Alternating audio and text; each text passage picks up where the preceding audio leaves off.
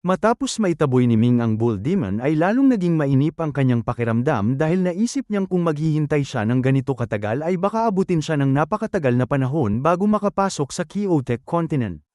Sa sandaling yun ay nakita niya ang isang tao na biglang umalis sa pila at sinalubong ang isang Divine Race Guard na papalapit, at ang Divine Race Guard na yun ay hindi niya alam kung saang lahi kabilang dahil ang katawan nito ay nababalot ng malabong puting liwanag kaya hindi makita ang mukha nito at tanging hugis tao lamang ang anyo nito.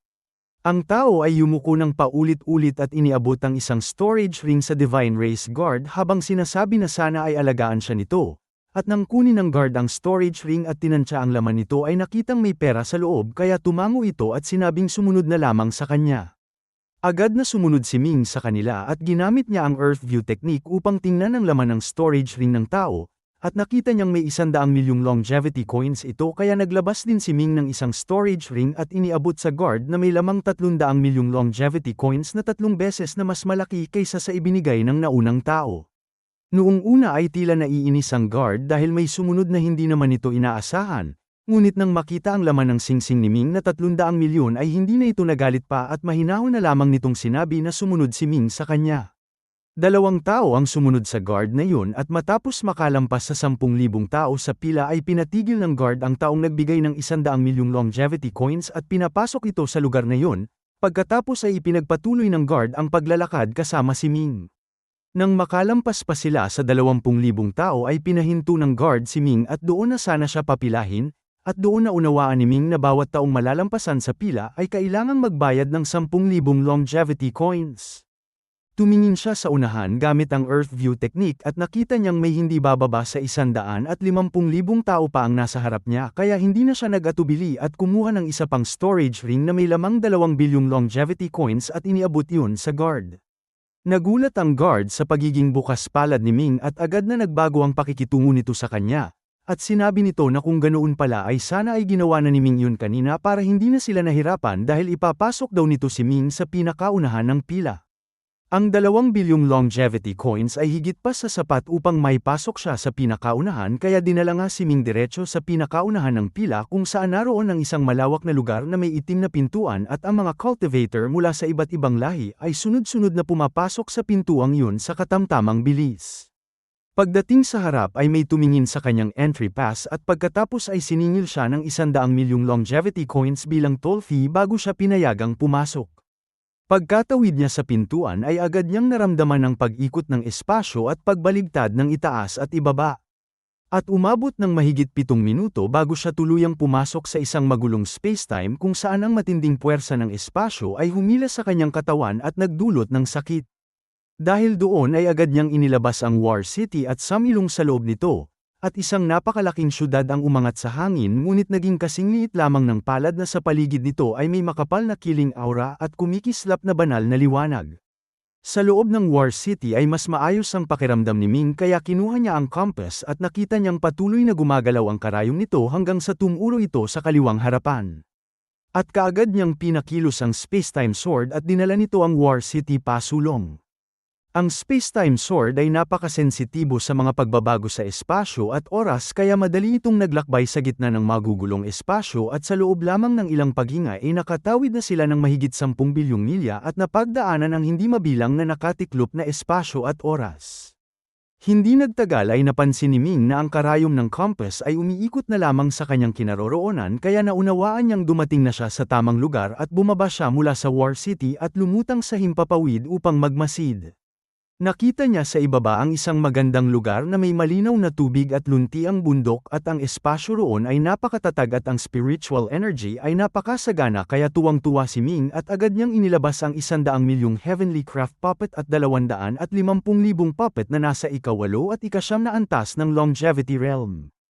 Inutusan niya ang mga ito na pumunta sa ilalim ng lupa upang magmina ng low crystal at ang unang hakbang sa pagmimina ay alamin muna ang kabuuang anyo ng low crystal veins kaya ipinagawa niya ito sa spacetime sword na agad namang naglaho. Pagkaraan ng halos kalahating oras ay bumalik ang spacetime sword at sinabing natuklasan na nitong may 49 na low crystal veins sa ilalim ng lupa na nagmula sa isang sanga ng Great Derived Tao Vein at sinabi ni Ming na ang mga puppet ay pamamahalaan ng spacetime sword na pumili ng 42 low crystal veins na may pinakamaraming laman at simula na ang pagmimina sa lalong madaling panahon. Tumango ang space-time sword at agad na inutusan ng mga puppet na bumaba sa lupa at ang pagmimina ay isang gawaing pisikal ngunit mabuti na lamang at malalakas ang mga Heavenly Craft puppet dahil ang bawat isa sa mga ito ay may lakas na katumbas ng Dharma Stage 9 kaya napakadali para sa kanila ang magmina at mas mabilis pa sila kaysa sa mga tao. 42 low crystal veins ang halos sabay-sabay na nagmina at bawat ugat ay binigyan ng 2.4 milyong puppet habang ang iba pang mga puppet ay nagpatrolya sa paligid upang tiyaking walang manggugulo sa isinasagawang pagmimina. Nanatili si Ming sa loob ng maliit na espasyo ng War City at doon nagturo ng mga teknik at martial skill sa kanyang 4 na bagong disciple at paminsan-minsan ay lumalabas siya upang tingnan ang pag-usad ng pagmimina. Sa dami ng puppet na gumagawa ay napakabilis ng pag-usad at kalahating araw pa lamang ay nakapagmina na sila ng 10% ng 42 low crystal veins kaya nasiyahan si Ming sa bilis na yun at naisip niyang sa pagbabalik niya ay bibili pa siya ng maraming Heavenly Craft puppet.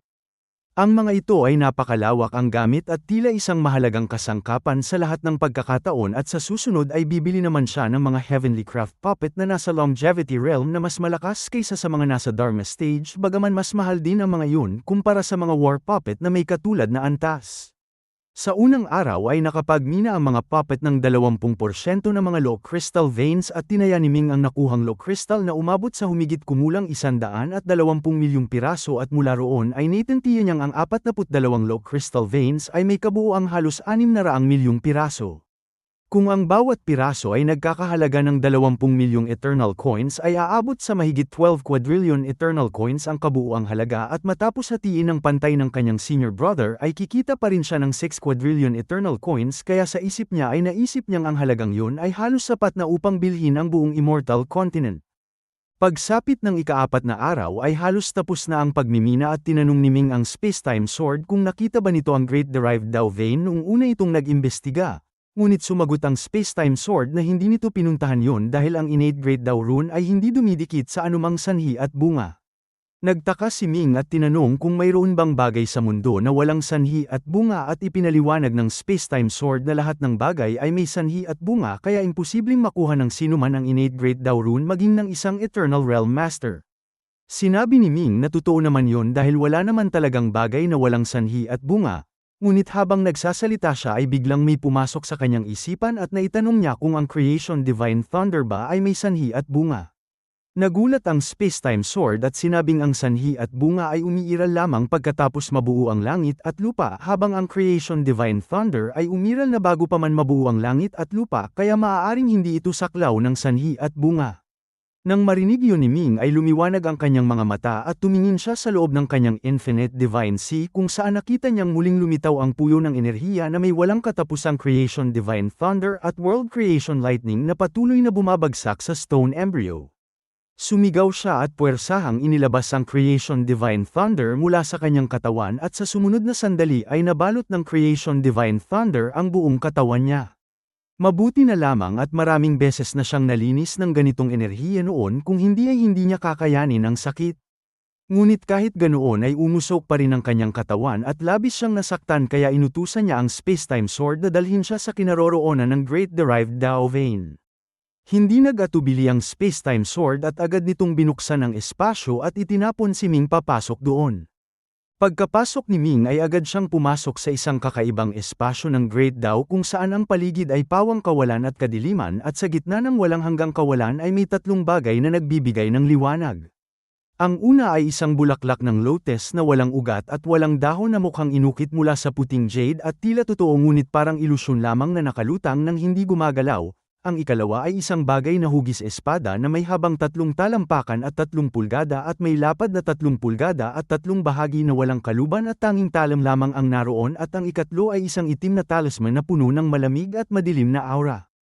Tumingin si Ming sa paligid at agad na tumakbo papunta sa lotus at ginamit niya ang kanyang pag-iisip upang hubugin ang Creation Divine Thunder sa anyo ng isang kamay na yari sa kidlat na marahang humawak sa lotus. Taimtim na kinakabahan si Ming dahil baka mawala o masira ang lotus ngunit mabuti na lamang at naging maayos ang lahat dahil madaling nakuha ng kamay na yari sa kidlat ang lotus at pinalibutan ito ng isang takip ng kidlat at dinala pabalik sa Infinite Divine Sea.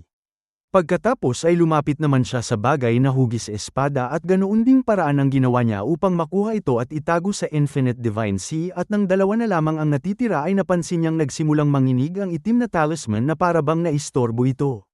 Nagmadali si Ming at ginamitan din niya ito ng dalawang kamay na yari sa Creation Divine Thunder ngunit nang hawakan ng kidlat ang itim na talisman ay biglang naglabas ito ng isang pagsabog ng itim na liwanag na agad pumatay sa kamay na yari sa kidlat kaya lalong lumakas ang panginginig nito. Nabahala si Ming dahil hindi kayang hawakan ng Creation Divine Thunder ang itim na talisman kaya ginamit naman niya ang World Creation Lightning na inilabas niya at hinubog na parang isang kadena ng kidlat na pumulupot sa itim na talisman at sa kabutihang palad ay hindi tinanggihan ng talisman ang World Creation Lightning kaya tuwang-tuwa si Ming at agad niyang itinago ang talisman. Pagkatapos ay mabilis siyang umalis sa lugar na yun at paglabas niya ay napansin niyang nagsimula ng manginig ang espasyo sa paligid at naging lubhang hindi matatag at dahil nakita niyang halos tapos na ang pagmimina ay agad siyang nag-utos na umatras kaya bumalik agad ang mga puppet sa War City. Ginamit ni Ming ang Space-Time Sword upang mabilis na makaalis at wala pang 15 minuto matapos silang umalis ay tuluyan ng gumuho ang buong espasyo at naging isang nakakatakot na space black hole kung saan ang anumang bagay na mahulog doon ay magiging pinakamaliit na mga butil ng bagay at maging ang isang Eternal Realm Master ay hindi makaliligtas. Naisip ni Ming na nakakapanghinayang dahil hindi na maaaring minahin ng pamilya Joe ang natitirang 7 low crystal veins at kung alam lang sana niya ay manina na rin niya ang mga iyon. Malaki ang naging pakinabang niya sa paglalakbay na ito kaya hindi na siya nagtagal sa Chaotic Continent at agad na bumalik sa labasan, ngunit bago siya lumabas ay ibinigay muna niya ang War City sa Space-Time Sword at ipinakubli niya ito sa isang maliit na butil ng alikabok. Ginawa niya ito dahil alam niyang ang bawat taong aalis sa Chaotic Continent ay dadaan sa masusing pagsisiyasat at walang lihim na mananatili sa katawan ng sinuman dito at ayaw niyang makuha ng mga tagapagbantay ng Divine Race ang kanyang napakalaking kayamanan. Tama nga ang kanyang hinala nang makarating siya sa labasan dahil isang napakalakas na master na tila nasa 5 o 6 step supreme ang sumiyasat sa kanyang buong katawan at tiningnan ang bawat storage ring niya. Ngunit mabuti na lamang at ang lahat ng kanyang mahalagang bagay ay nasa Space-Time Sword na nakatago sa alikabok kaya hindi ito kayang makita ng Longevity Supreme na yun. Paglabas ng labasan ay agad na lumipad si Ming palayo at sa layong 100 milyong milya ay lumitaw ang Space-Time Sword at ibinalik sa kanya ang mga gamit at sinabi nito na ang naging pakinabang ni Ming sa paglalakbay na ito ay talagang napakalaki. Tumawa si Ming at sinabing iniisip niya kung gaano kaya kahalaga ang Innate Great Dao Rune at seryosong sinabi ng Space-Time Sword na ang halaga ng Innate Great Dao Rune ay hindi kayang pantayan ng Low Crystal dahil kahit 10,000 Low Crystal Mines ay hindi pa rin katumbas ng isang Innate Great Dao Rune.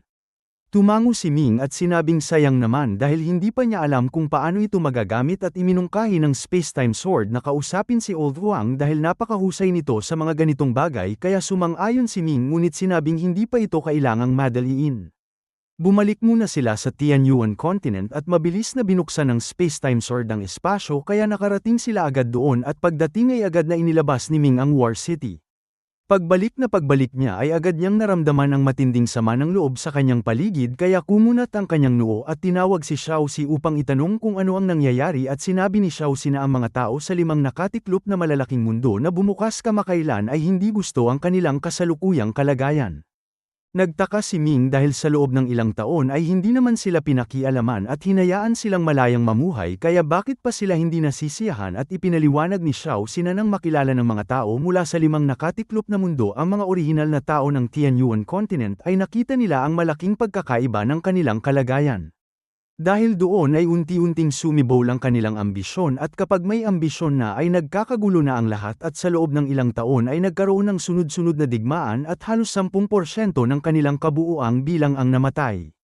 Napabuntong hininga si Ming at sinabing hindi na maaaring hayaan silang magpatuloy sa ganoong paraan kaya inutusan niya na lipulin ang lahat ng puwersa at ilagay ang lahat ng tao sa ilalim ng pamamahala ng Heavenly Dao Sect at ang sinumang hindi susunod ay dapat patayin. Ipinaliwanag niya na ang matinding hakbang ay kailangan upang mailigtas ang mas maraming tao dahil kung hindi siya kikilos ay lalo lamang dadami ang mamamatay at sa kasaysayan ay maraming beses nang nangyari na ang digmaan ay nagpababa sa bilang ng tao ng kalahati o higit pa kaya ayaw niyang mangyari yun sa Tianyuan Continent na kanyang nasasakupan. Upang takutin ang 10 trilyong tao na naninirahan doon ay ang pinakamainam na paraan ay ipakita ang tunay na lakas kaya inutusan ni Ming ang lahat ng Undying Guard, Great Sword Venerable, Sword Venerable at daan-daang libong War Puppet at Heavenly Craft Puppet na magpakita sa himpapawid at pinuno nila ang buong kalangitan ng Tianyuan Continent kaya sa bawat sulok nito ay ramdam ang lakas ng Heavenly Dao Sect. Si Xiao Xi naman ay hindi nagpahuli dahil kontrolado nito ang Heavenly Will ng Tianyuan Continent at nagpakawala ito ng napakalakas na presyon na bumalat sa bawat lupain at bawat nilalang at sa puso ng bawat nilalang ay umalingaw-ngaw ang tinig ni Xiao Xi na may taglay na banal na kapangyarihan at hindi maaaring suwayin. Sinabi nito na siya ang langit at inuutusan niya ang Heavenly Dao Sect na mamahala sa mga tao at ang lahat ng mamamayan ng Tianyuan ay dapat sumunod dahil ang sinumang lalabag ay itatakwil ng langit, ng lupa at ng mga Diyos. Ang lahat ng grupo, sekta, relihiyon at makapangyarihang pamilya ay dapat magbuwag sa loob ng 3 araw at ang lalabag ay parurusahan ng Divine Lightning at ang lahat ng yaman ng Tianyuan ay pagmamay-ari ng Heavenly Dao Sect at walang pribadong tao ang maaaring magmina nito dahil ang lalabag ay ikukulong sa Heavenly Prison at paparusahan sa loob ng 100 taon. Nang marinig ng 10 trilyong tao ang tinig na yon ay labis silang nagulat at nagtanong kung paano nagkaroon ng Heavenly Will at may ilang tao na nag-alinlangan at inakalang ito ay gawa lamang ng isang makapangyarihang nilalang ngunit biglang kumulog sa langit at lumitaw ang isang napakalaking imahe na may taglay na banal na kapangyarihan na ang lakas ay kayang pigilan ang pag-iisip ng bawat tao. Nagpakita si Xiao Xi sa loob ng 3 araw at sa loob ng 3 araw na yun ay walang sino man ang nag-alinlangan pa at pagkatapos ng 3 araw ay nagbuwag ang lahat ng puwersa habang ang mga tao ay nanatili sa kanilang mga lupain at naghintay ng susunod na utos mula sa Heavenly Dao Sect. Sa ika-4 na araw ay nagsimula ng gumawa si Ming ng mga lugar para sa pagsasanay at namahagi siya ng maraming pills, techniques at martial skills upang simulan ang malawakang pagsasanay ng mga talento sa martial arts at si Xiao Xi naman ay naglagay ng mga pagsasanay at alaala sa isipan ng bawat tao upang magkaroon sila ng pantay-pantay na pagkakataon sa pag-unlad. Siyempre ang mga masisipag at may magandang talento lamang ang makakaabot sa mas mataas na antas at makakatanggap ng mas maraming resources. Noong una ay ang bilang ng tao sa Tianyuan Continent ay 3,000 ulit na mas kaunti kaysa ngayon at gumastos si Ming noon ng mahigit 10 bilyong Eternal Coins para magtayo ng mga formation at ipamahagi ang mga pills at ang taunang gastos noon ay mahigit 3 bilyong Eternal Coins. Ngayong lumaki ang lawak ng 1,000 ulit at dumami ang tao ng 3,000 ulit ay tiyak na lumaki rin ng husto ang gastos at upang makapagtayo ng katulad na sistema ay kailangan ng hindi bababa sa 30 trilyong Eternal Coins sa simula habang ang taunang gastos ay lalampas sa 10 trilyon. Ang halagang yun ay halos kasing laki ng ginagastos nila sa mga listahan at ang mga tao mula sa 5 nakatiklop na mundo ay hindi pa nakakita ng ganitong uri ng pag-aalaga kaya para sa kanila ay parang isang panaginip lamang ang lahat at hindi nila maintindihan kung bakit napakabuti ng Heavenly Dao Sect sa kanila. Ang pagtatakang yun ay unti-unting naging pasasalamat at tuwa at kasabay nito ay nagsimula na silang manampalataya sa Undying Divine Tree at sa loob lamang ng ilang buwan ay naging mga tagasunod na ni Xiao Xi ang 10 trilyong tao kaya ang kapangyarihan ng pananampalataya ay naging 3,000 ulit kaysa dati. Dahil doon ay lumakas ang Undying Divine Tree ng mahigit 1,000 ulit at nang tumaas ang pananampalataya ay hindi na gaanong nangailangan ng puhunan si Ming dahil ang lakas ng pananampalataya mismo ay sapat na upang panatilihin ang takbo ng Undying Divine Tree kaya nakatipid siya ng napakalaking halaga. Habang tinuturuan ng mga tao ay nakipag-ugnayan na rin si Ming sa War Civilization at matagal na niyang naiisip na gamitin ang kanyang nakuhang rune metal upang makagawa ng malalakas na warship at gusto rin niyang ibenta ang ilang bahagi ng kanyang low crystal. Napakalaki ng kanyang gastos ngayon at kung hindi siya magbebenta ng low crystal ay mauubos agad ang kanyang pera sa loob lamang ng ilang taon dahil napakarami ng kailangang paggastusan. Para makapag-supply ng pills sa Only Sect ay kailangan niyang palakihin ang paggawaan ng pills ng mahigit 1 beses at napagpasyahan din niyang bumili ng maraming Heavenly Craft Puppet na isa na namang napakalaking halaga at may mas malaki pa siyang gastos dahil balak niyang makipagtulungan sa War Civilization upang makagawa ng mas malalakas at mas modernong mga armas. Bilang Heavenly Lord ng Gun Family sa War Civilization ay mayroon siyang pinakamataas na posisyon at maging ang pinuno ng Gun Family ay itinuturing siyang master at ang pinakalayunin ng War Civilization ay suportahan ng isang malakas na tao at isang malakas na sibilisasyon. Sa pamamagitan ni Gun GMA ay nagpadala si Ming ng mensahe sa 3 pinuno ng Gun, Feng at Zhang families at hindi nagtagal ay dumating ang 3 pinuno ng sabay-sabay kung saan ang pinuno ng Gun Family ay si Gun Taiyan, ang pinuno ng Feng family ay si Feng Chiwo at ang pinuno ng Zhang family ay si Zhang Hao. May dahilan kung bakit sabay-sabay silang pumunta dahil bago yun ay naglagay si Ming ng napakalaking order sa kanilang tatlong pamilya at umorder siya ng 50,000 longevity stage 9 na war puppet. 200,000 longevity stage 8 na war puppet, 100,000 longevity stage 8 na warship puppet at 100,000,000 heavenly craft puppet na nasa Dharma stage at umorder din siya ng 100,000 nebula giant cannon at 1,000,000 nebula cannon. Ang mga order na yun ay nagbigay ng ilang trilyong eternal coins na tubo sa war civilization kaya labis silang nasasabik at nagpapasalamat at matagal na nilang gustong makipagkita kay Ming kaya agad silang pumunta nang makatanggap ng mensahe. Sa isang malaking bulwagan ay may 4 na upuan at isang mesa na may tsaa kung saan umupo sina Gan Taiyan, Feng Chiwo at Zhang Hao sa isang panig habang si Ming naman ay umupo sa kabilang panig at ipinakilala ni Gan Taiyan ang dalawang pinuno at pagkatapos ay nakangiting sinabi na napag-usapan nilang tatlo na nais nilang maging common heavenly lord nila si Ming at tinanong kung papayag siya. Ngumiti si Ming at sinabing ang pagiging Heavenly Lord ay mabuti naman ngunit bago siya magdesisyon ay gusto niyang malaman kung ano ang maibibigay ng Feng at Zhang families sa kanya at hindi ito kay abangan ni Ming kundi mayroon talaga siyang kakayahang pumili dahil kung wala silang maipapakitang mahalaga ay wala ring dahilan para makipagtulungan siya. Nagkatinginan sina Feng Chiwo at Zhang Hao at si Feng Chiwo ay nagbigay galang at ipinaliwanag na ang tatlong pamilya ay may kanya-kanyang kakayahan kung saan ang Feng family ay magaling sa paggawa ng puppet at mga bitag, ang Gan family ay magaling sa paggawa ng warship at paglalagay ng mga formation at ang Zhang family naman ay dalubhasa sa iba't ibang uri ng malayuan at malapitang armas tulad ng mga espada, sibat, kanyan at mga sasakyang pandigma. Kung makikipagtulungan lamang si Ming sa isang pamilya ay magiging makitid ang tulong na makukuha niya ngunit kung sabay-sabay sa tatlong pamilya ay makakakuha siya ng kampletong suporta. Ngumiti si Ming at inaya silang uminom ng tsaa at pagkatapos nilang uminom ay sinabi ni Ming na kung ganoon naman ay papayag siya dahil hindi na tama na tumanggi pa ngunit may mga bagay siyang nais talakayin sa kanila. Nagbigay galang ang tatlo at sinabing handa silang makinig at sinabi ni Ming na alam niyang ang war civilization ang pinakamahusay sa sangkatauhan pagdating sa paggawa ng mga armas at warship ngunit nais niyang malaman kung paano nila ihahambing ang kanilang kakayahan sa divine ray sa mga bagay na yun at kung mahina ba sila o mas malakas. Natahimik ang tatlong pinuno at si Gan Taiyan ay nagsalita at inamin na ang antas ng divine race at maging ng mga foreign race ay mas mataas kaysa sa kanila ngunit hindi dahil sa mas mababa ang kanilang talino o wala silang pagsisikap, kundi ang totoo ay mas mababa ang kanilang antas dahil kulang sila sa mataas na uri ng materyales, kulang sa pera at kulang sa panahon upang umunlad. Kung mabibigyan sila ng sapat na pera at materyales at mabigyan ng panahon ay hindi sila magpapahuli sa sinumang foreign race o divine race. Nasiyahan si Ming sa sagot na yun at tumango siya at tinanong na kung bibigyan niya sila ng pera at materyales ay gaano katagal bago sila makagawa ng tunay na malakas na warship at nagkatinginan ang tatlo at tinanong ni Gan Taiyan kung ano ang ibig sabihin ni Ming ng malakas na warship. Sumagot si Ming na isang warship na kayang pumatay ng main god at kayang makipaglaban ng harapan sa main god nang hindi kailangang tumakas at natahimik muli ang tatlo bago nagsalita si Zhang Hao na napakahirap nito dahil ang ganitong uri ng warship ay tanging ang tatlong pinakamataas na divine race lamang ang nakakagawa ngayon dahil kasama nila ang mga main god level na nilalang at paano sila makakakuha ng tulong mula sa isang main god at kahit mayroon man silang makuha ay malayo pa ang kanilang kasalukuyang antas. Tumigil sandali si Ming at pagkatapos ay tinanong na paano kung kaya niyang magbigay ng karanasan at teknolohiya at kaya rin niyang humanap ng tulong mula sa isang main god at nagulat ang tatlo at sabay-sabay na nagsabing kung ganoon ay posible ito ngunit nagtanong sila kung saan manggagaling ang teknolohiya at karanasan at sino ang main god na tutulong at kung si Confucius ba.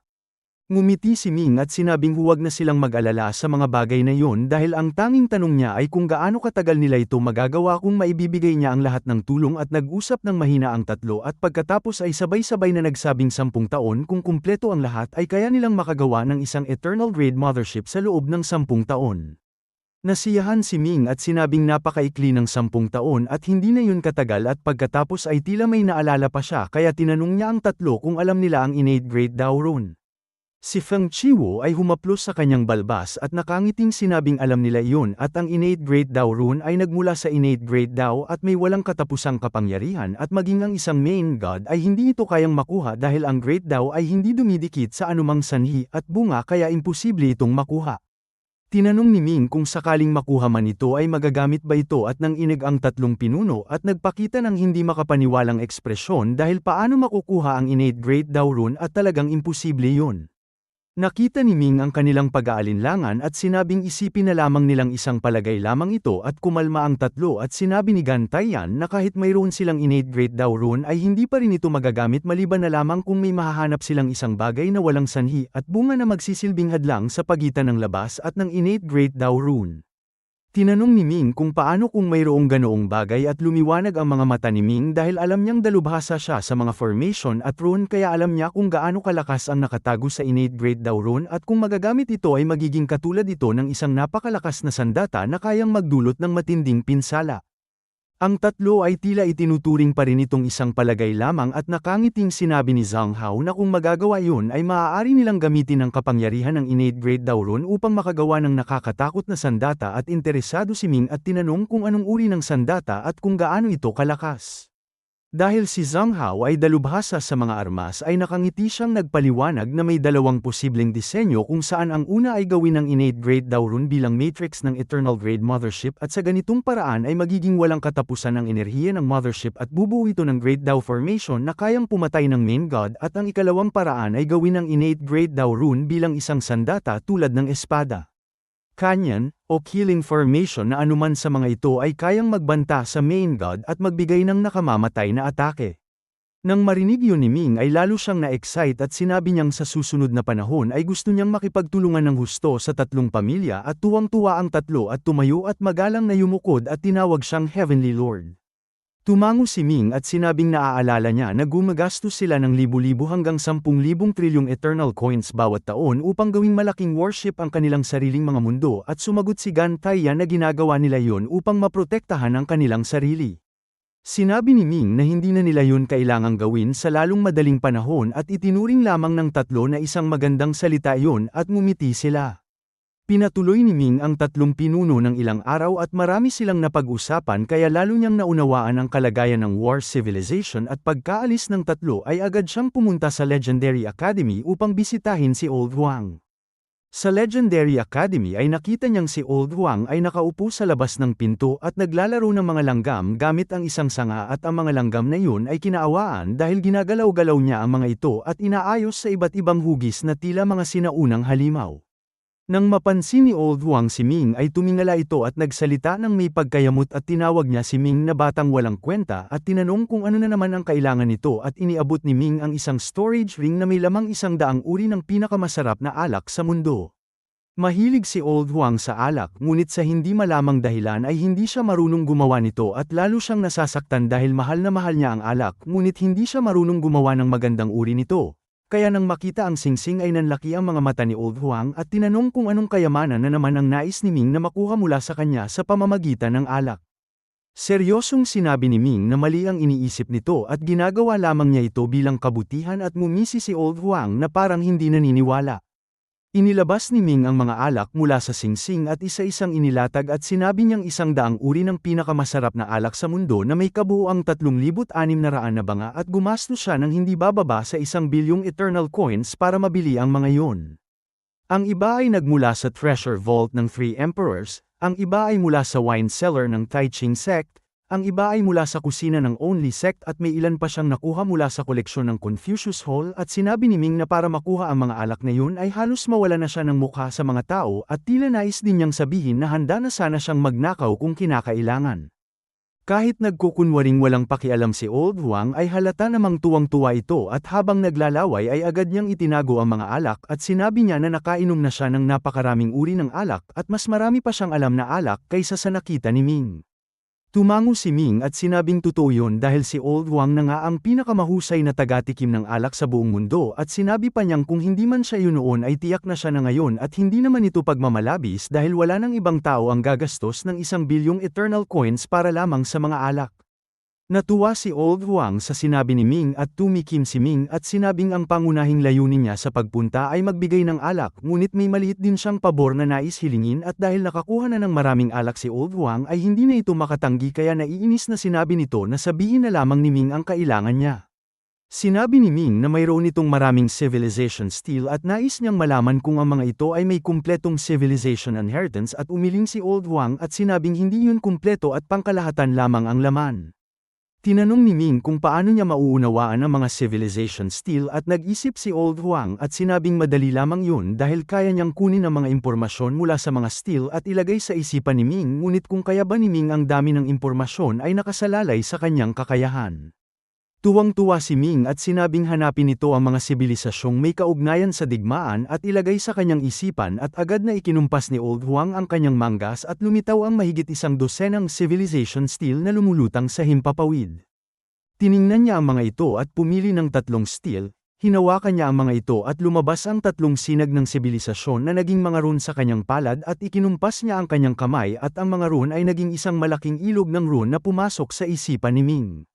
Hindi pa nakahanda si Ming nang maramdaman niya ang sakit sa kanyang ulo at walang katapusang rune ang pumasok sa kanyang Infinite Divine Sea at lumutang doon o kaya ay naging mga kadena ng rune na parang mga dragon ng liwanag.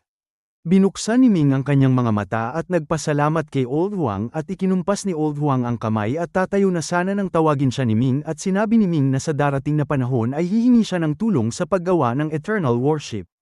Tumingin si Old Huang sa kanya at binalaan siya na kapag nagawa ang Eternal Worship ay tiyak na kikilos ang Divine Race laban sa kanya at ngumiti si Ming at sinabing sisiguraduhin niyang hindi malalaman ng Divine Race ang kanyang ginagawa.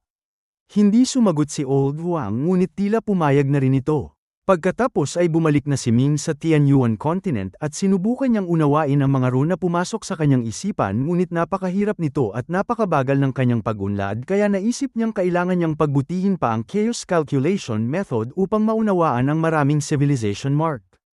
Dahil doon ay kinuha niya ang lahat ng Life Essence Liquid na ipinabili niya kay Zhou Wujiang at ang Life Essence Liquid ay nagpapalakas ng buhay at nagpapataas ng potensyal at ang karunungan ay bahagi ng potensyal kaya natural na makakatulong din ito sa kanyang isipan.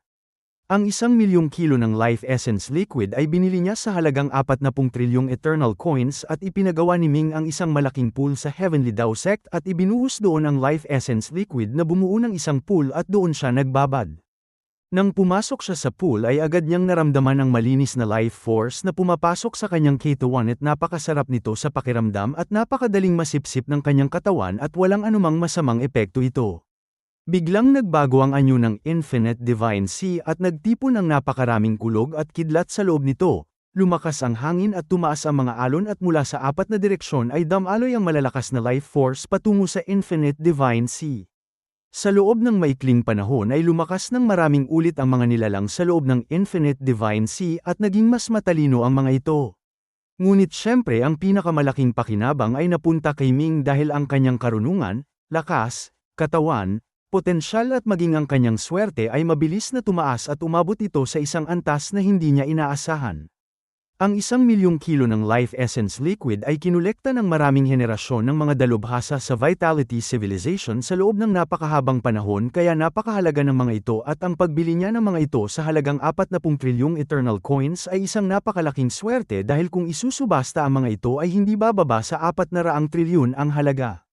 Nakuha lamang niya ito ng mura dahil ipinangako niya ang negosyo ng pills kay Zhou Wujiang at syempre mas pinahahalagahan ni Zhou Wujiang ang kanilang pagkakaibigan kaya ipinapakita lamang nito na si Zhou Wujiang o ang Earthly Emperor na nasa likod nito ay may malalim na pagtingin sa hinaharap. Umugang ang hangin at kidlat sa loob ng 9 na araw at naging matindi ang proseso hanggang sa maramdaman ni Ming na ang kanyang life force ay umabot sa isang kritikal na antas at sa sandaling iyon ay parang may bumukas na isang bintana sa kanyang harapan at nakita niya ang isang bagong tanawin. Noong una ay may makapal na life aura sa kanyang katawan ngunit unti-unting naglaho ang mga ito hanggang sa wala nang tumagas na kahit kititing at tila sa ilalim ng kanyang kamalayan ay nagsanay siya ng Chaos Calculation Method kaya walang kahirap-hirap niyang nalampasan ang ika-4 na antas at pagkatapos ay ang ika-5 antas nito. Ang ganitong pag-unlad ay katulad ng isang malakas na tao na natutong magbuhat ng mabigat kaya napakadali para sa kanya at sa ika-5 antas ng Chaos Calculation Method ay binuksan niya ang kanyang mga mata at tuluyang nagising. Sa isang iglap ay nagliwanag ang napakaraming rune sa Infinite Divine Sea at inayos ng mga ito ang kanilang mga sarili sa isang mahiwagang paraan at bumuo ng 3 aklat ng rune na nagniningning ng banal na liwanag at lumabas ang kanyang banal na anyo mula sa Infinite Palace at umupo sa himpapawid upang basahin ang isa sa mga aklat. Dahil sa ikalimang antas ng chaos calculation method ay tumaas ang kanyang karunungan ng milyong ulit at isang aklat ang natapos niyang basahin sa loob lamang ng kalahating oras. Sinundan niya ito ng ikalawa at ikatlong aklat at ang tatlong aklat ay natapos niya sa loob lamang ng kalahating araw. Nang isara niya ang ikatlong aklat ay napabulong siya na ang mga laman lamang nito ay pangkalahatang paliwanag at tinanong niya sa sarili kung saan siya makakahanap ng detalyadong teknolohiya ng war civilization at biglang pumasok sa isip niya si Dai Xiangzong dahil sa Forgotten Continent ay maraming tao ang nagdadala ng mga binhi ng sibilisasyon at may tatlong sibilisasyon ba na may natitira pang binhi ng sibilisasyon na maaaring makatulong sa kanya upang mabuo ang detalyadong teknolohiya. Nang maisip yun ay hindi na siya nag-aksaya ng oras at agad na pumunta sa Forgotten Continent at sa pagkakataong ito ay hindi niya ginamit ang space-time sword dahil isang hakbang lamang niya at nagkaroon ng mga alon sa espasyo at nawala ang kanyang katawan. Dahil sa ikalimang antas ng chaos calculation method ay umabot na rin ang kanyang martial Dao formation sa unang baitang at ikasyam na antas kaya lumalim ng husto ang kanyang pangunawa sa martial arts at ang kanyang mga mata ay may kakaibang liwanag at kaya na niyang makita ang mga bitak sa espasyo at mga natural na daanan nito. Sa isang hakbang ay nakarating siya sa napakalayong lugar at pagkaraan ng kalahating araw ay natagpuan niya ang Forgotten Continent gamit ang impormasyong iniwan ni Dai Xiangzong. Ang Forgotten Continent ay isang napakalaking mundo na halos kasing laki ng kasalukuyang Tianyuan Continent at pagdating niya ay agad niyang kinontak si Dai Xiangzong at mabuti na lamang at nasa Forgotten Continent si Dai Xiangzong kaya mabilis silang nagkita. Ang pinakamalaking syudad ng Forgotten Continent ay tinatawag na Phoenix City at nasa pinakamalaking restaurant si Ming doon habang naghihintay kay Dai Xiangzong at makalipas ang 15 minuto ay may narinig siyang malakas na tawa at dumating si Dai Xiangzong na nagmamadali. Sinabi nito na napakabuti at natuloy din si Ming at agad na tumayo si Ming at nagbigay galang at sinabing may hihingiin siyang pabor at nakangiting sinabi ni Dai Xiangzong na sabihin lamang ni Ming ang kailangan nito at gagawin niya ang lahat upang tumulong. Hindi ipinaliwanag ni Ming ang kabuuang dahilan at tinanong lamang kung pamilyar si Dai Xiangzong sa mga sibilisasyon sa Forgotten Continent at tumawa si Dai Xiangzong at sinabing natural na pamilyar siya dahil iyon ang tungkulin niya. Tinanong ni Ming kung mayroon sa Forgotten Continent na mga binhi ng sibilisasyon ng Shok Civilization, Xuanji Civilization at Taiwu Civilization. Lalong ngumiti si Dai Xiangzong at sinabing mayroon silang dalawa dito, ang Xuanji Civilization at Taiwu Civilization, at malapit din ang kanyang pamilya sa dalawang pamilyang iyon. Habang ang Shok Civilization naman ay may kaugnayan sa Chanji Clan kaya susubukan niyang alamin ito para kay Ming. Nang marinig ang Chanji Clan ay naalala ni Ming ang Chanji Old Man na nakakuha noon ng pamana ng Chanji Clan at pinagsama ito sa Divine Path upang pumasok sa Longevity Realm ngunit nawala siya kasama ang iba pa at hindi alam kung buhay pa. Nagpasalamat si Ming kay Dai Xiangzong at tinanong kung maaari muna niyang makilala ang mga tao mula sa Xuanji at Taiwu clans at tiningnan siya ni Dai Xiangzong at tinanong kung bakit niya sila hinahanap. Sinabi ni Ming na mayroon siyang hihingin at ipinagkatiwala na lamang niya kay Dai Xiangzong ang lahat at dahil mabait si Dai Xiangzong ay hindi na siya nagtanong pa.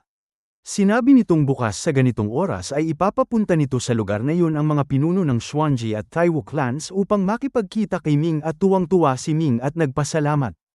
Sinabi niya na pagkatapos ng lahat ay tiyak na may ibibigay siyang pasasalamat at tumawa si Dai Xiangzong at sinabing huwag na yun at sa halip ay isipin na lamang ni Ming kung mananatili ba siya sa Forgotten Continent. Sinabi ni Ming na pag-iisipan niya itong mabuti at pagkatapos ay naghiwalay sila at nanatili si Ming sa restaurant upang maghintay ng pagpupulong sa susunod na araw.